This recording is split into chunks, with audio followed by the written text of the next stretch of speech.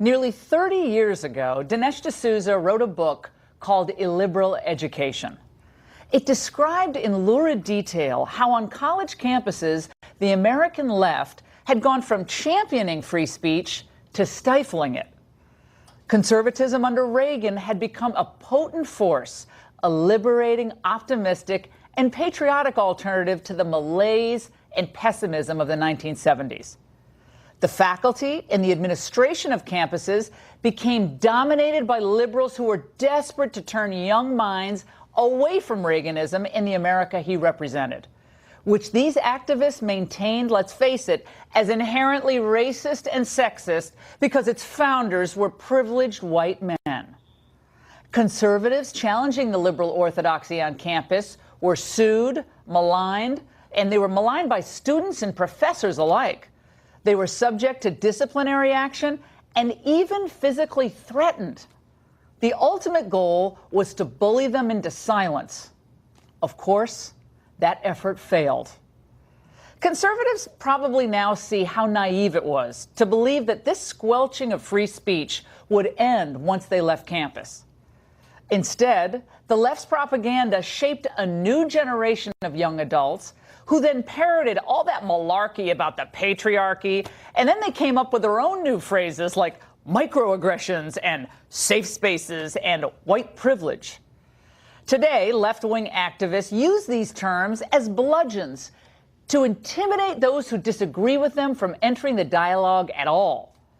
So for all their talk of inclusion, the left doesn't invite more voices to enter the public discussion. Instead, they drive out any dissenting voice and police the dogma of their own creation. Generations later, the chilling effect on free speech in the workplace, in the media, and in society at large is palpable. We all feel it. And the situation may be worsening. A Brookings Institution survey was released last fall of college students' attitudes toward free speech on campus was really depressing. The researchers asked, do you agree with shouting down a controversial speaker who comes to campus? 51% of respondents said yes. And Democrats were far more likely than Republicans to agree with stifling free speech on campus, 62 to 38%. And by the way, women were more likely than men to believe that so-called hate speech is not constitutionally protected. The numbers were 49 to 38%. And by the way, other data indicate that hostility to free expression is starting even earlier than college, meaning these kids are picking it up either at home or in high school, junior high, or in both places. This, too, is super disheartening. It is critical that all of us, regardless of where we fall on the ideological spectrum, recognize the perilous road that we're on. Think about it. If 40 to 50% of the country feels like their right to free expression is less worthy of protection than that of any garden variety leftist, where does that leave our First Amendment? As a shell of its former self is the answer. There is a contraction of free speech all around us, and few seem to even notice. Many of you have become accustomed to editing yourselves, let's face it. Expressing views that just 5 or 10 years ago were considered mainstream can now get you fired.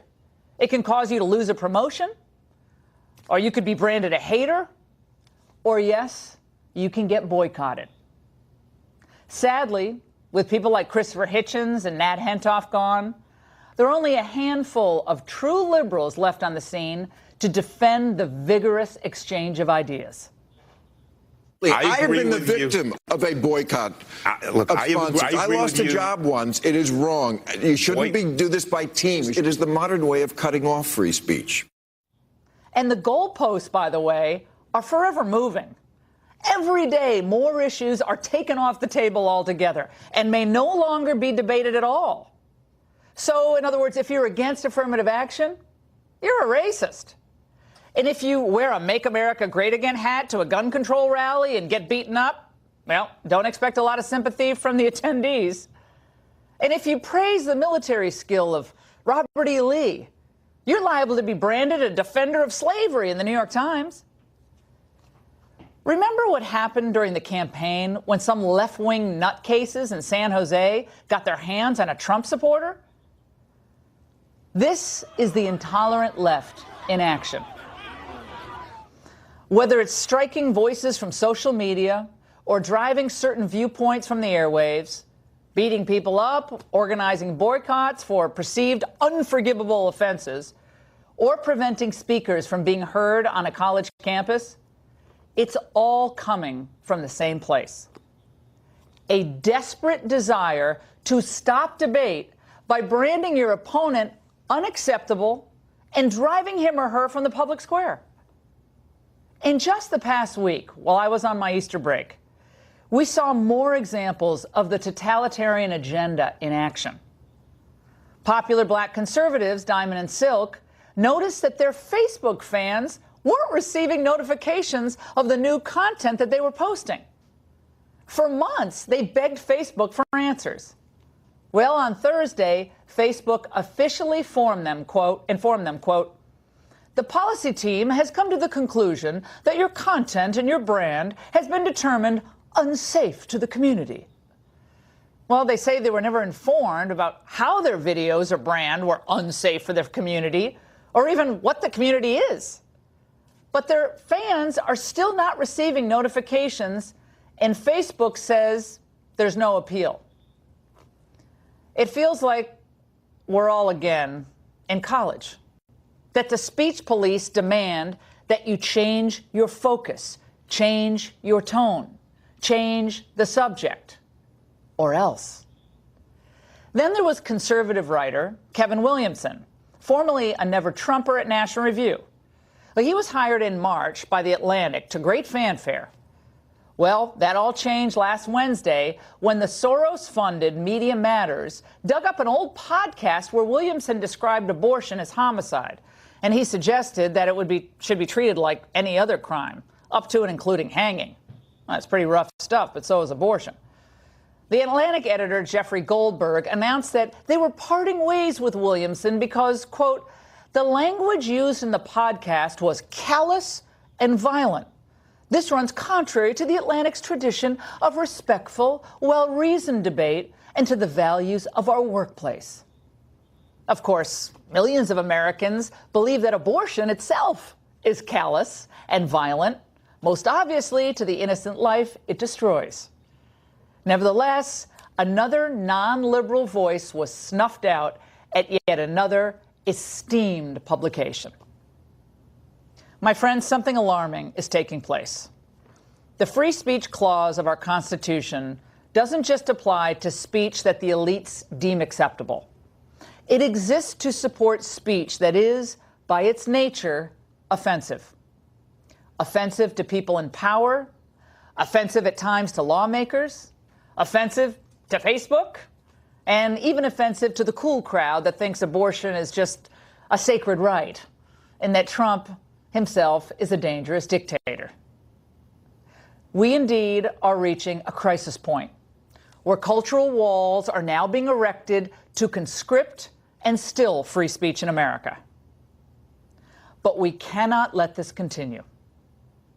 At the end of tonight's show, I'm going to be announcing my response to this dangerous epidemic and what this show will do in the coming weeks to expose the perpetrators, their tactics, their major players, and their funders. Their efforts are Stalinist, pure and simple. Their objective is a total transformation of American society, not through rational discourse and open debate, but through personal demonization and silencing. True liberals and conservatives should defend the freedom of speech anywhere and everywhere, because the tables can turn very quickly. Today, it's conservatives being targeted, but tomorrow, it could be left-of-center voices as well. I say, let the debate continue. What the speech czars don't seem to appreciate is that there are as many, or if not more, of us than there are of them. And we will never relent.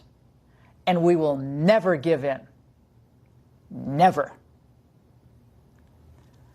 And that's the angle. Joining us now for reaction by Skype are the aforementioned Diamond and Silk. It's great to see you, ladies. How you doing?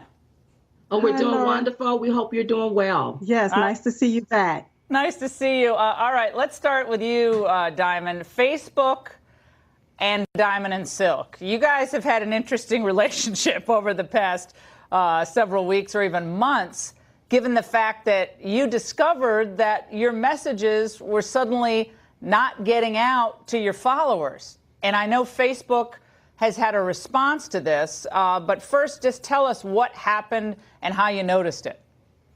Well, back in September of 2017, we noticed one day that all of our engagement had stopped. So we reached out to Facebook continuously, and they kept giving us the runaround. Nothing is wrong with your page. There's nothing wrong with it. Well, we don't know. And we got to reach back out to our team. It was just a back and forth, back and forth. And then finally, the straw was the other day when they wrote and they said that they deem our content and our brand unsafe to the community. That's right. And we are the brand. We the brand. Two chicks that's down with politics, that loves our president, that loves our country. You know, we the brand. We the women that's behind all of this here, right here. That's so right. what you're saying is when you say that you deem us unsafe to the community, what you're saying is that we are unsafe. Dangerous. A danger Yes. to our community. That's what you're saying? I mean, I don't get that. It's offensive. It's appalling. I look at this as discrimination. I look at this as freedom of speech. What about our freedom of speech? This is censorship. You are censoring our voices. Silk, isn't it the case that the reason, I mean, we all know, the reason that Facebook didn't want your posts to reach your followers is because you're black, you're conservative, you support Trump, and you tell it like it is, and you call it as you see it. That's offensive to the left because they want to silence people like you. Both you, Diamond and Silk, doesn't matter if it was just Silk or Diamond and Silk. They do not want you to reach people. I'm sorry, but and I'm going to say it until I'm blue in the face. They are afraid of both of you. Yes. They don't want your right. views out.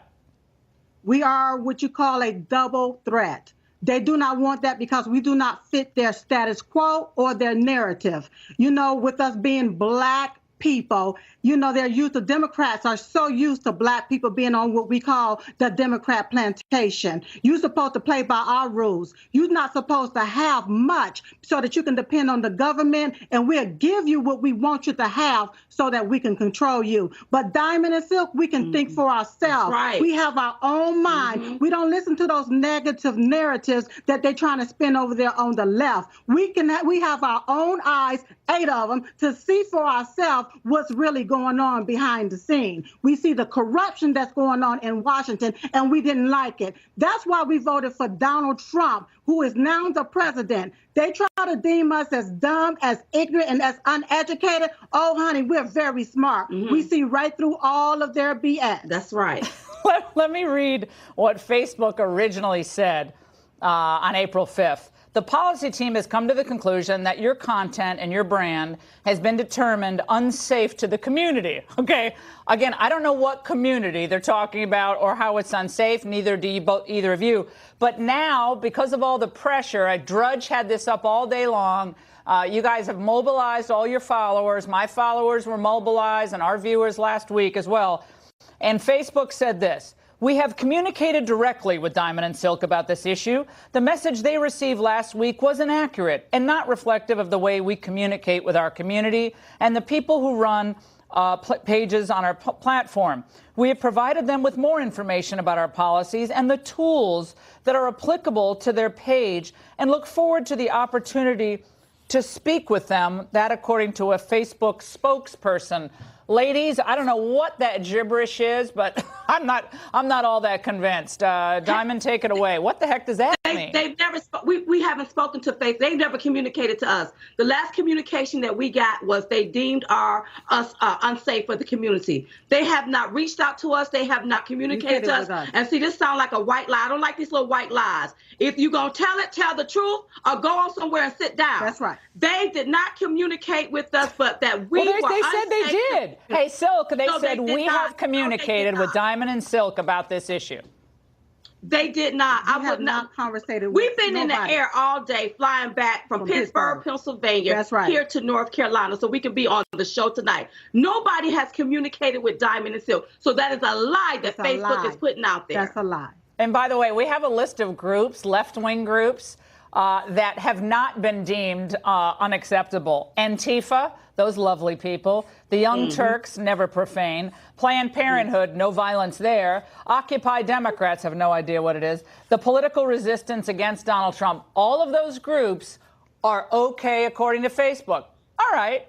So you are more of a threat to the community than Antifa?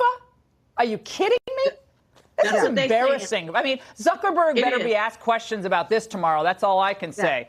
You know, Billionaire Boys Club, he better be asked questions about Diamond and Silk. Yeah. Yes, it's embarrassing, insulting, and it's defamation of our characters because we are not a danger to society. We ain't never killed nobody. We don't do no drugs. We're not out in the streets. That's We're right here trying to help America. No, you are dangerous because you challenge the liberal orthodoxy that if you're not a Trump hater and if you're an African American, then there's got to be something wrong with you. I mean, they do it to Tom Sowell, they do it to Walter Williams, they've done it to Clarence Thomas. Anyone who is black who doesn't toe the liberal line, they want to demonize and marginalize, and they're trying to do it to you through these mega corporations. And I'm telling you, these corporations, you know, it's not good business for them. It's not smart. Ladies, do you think this will be addressed tomorrow?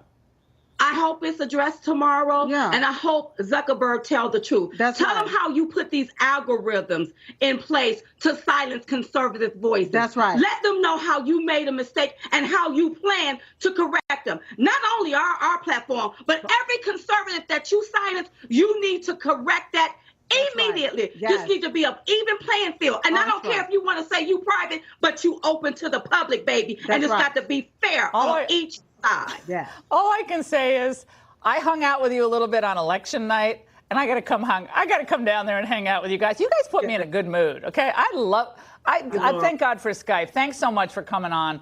And we'll keep following this, and we have more updates on this as the show goes on. Thank you so much, ladies. The left killing free speech and silencing contrary voices via intimidation and sometimes slander. Our founders warned about the dangers of limiting speech. Ben Franklin wrote, "Whoever would overthrow the liberty of a nation must begin by subduing the freeness of speech."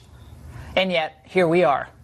As we've seen throughout the show, from Diamond and Silk to Professor McAdams, when individuals say things that are uncomfortable for the secular left, they aren't challenged or debated.